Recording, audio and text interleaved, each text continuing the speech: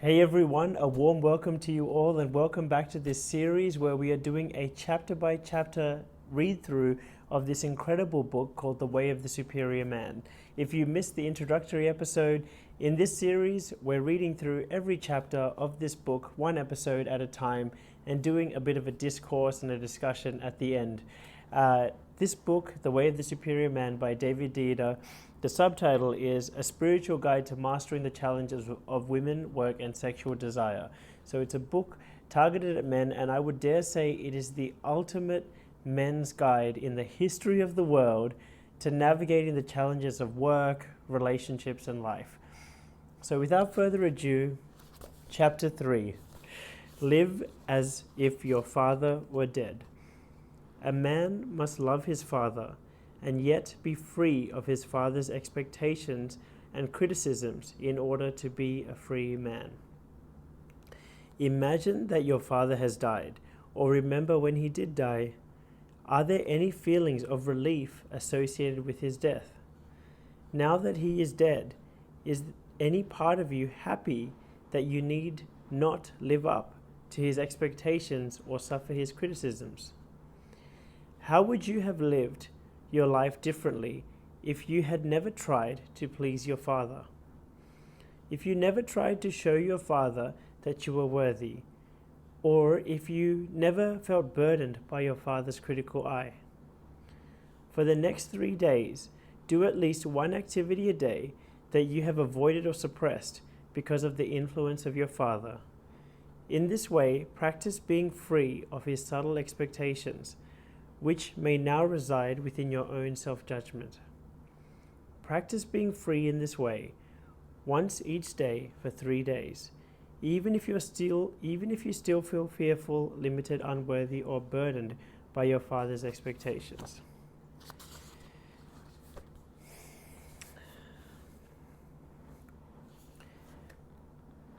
Especially as men, the son-father relationship has a huge impact on our life. And I can assure you, in my capacity as a men's coach who does this full-time, 6 years full-time, thousands of hours coaching, there are two core relationships which shape how we show up in the world today, including some of the problems that we experience in the world today. And that is our relationship with our father and our relationship with our mother. If you grew up without a father or a mother, it's the more broadly referred to as our relationship with our parents, teachers, and preachers. So as we grow up, definitely by the age of 12, and usually all the way up until the age of 18, we form a view of the world and a view of ourselves in relation to the world. And our way to access the world is through our parents, or our parents, teachers, and preachers, which are basically the senior people in the tribe. That's how we access the world. And so based on our interactions with them, we almost form like a original operating system, call it like a Windows 95, of how worthy we are, of what we need to do to receive love, of who we need to be in order to be good enough. And based on all of these things, we develop our strategy of where we fit in the world. Hence, this chapter by David Deida is so profound, because it's saying, if you're actually free, if you're free of being good enough for your father or even your mother, what would you do? How would you live differently? It's a foundational question, and in addition to what he shares here, I would actually encourage you to write down some notes, like take some time now to just journal. How would you live your life differently if you didn't have to worry about your father or your mother's expectations of you? What would you do?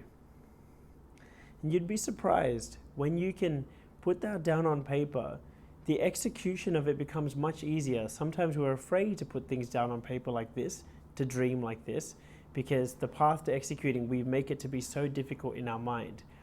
But once you actually know the target, it's a lot easier to hit a target that you can see. And you might find that the way to slowly pivot your life there is easier than you think. And as a result, You live your life with more energy, less stress, your shoulders drop a little, you feel more vital because you're more inspired instead of compromising to your own self-judgment, as he says in this book.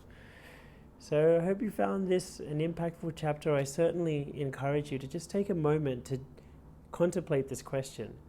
How would you live your life differently if your mother and father's expectations were no longer an issue for you, if you were free of them? Take a few moments to write down some ideas, and you'll be surprised. It might be easier than you think to pivot your life that way. So all my love, thanks for joining me today.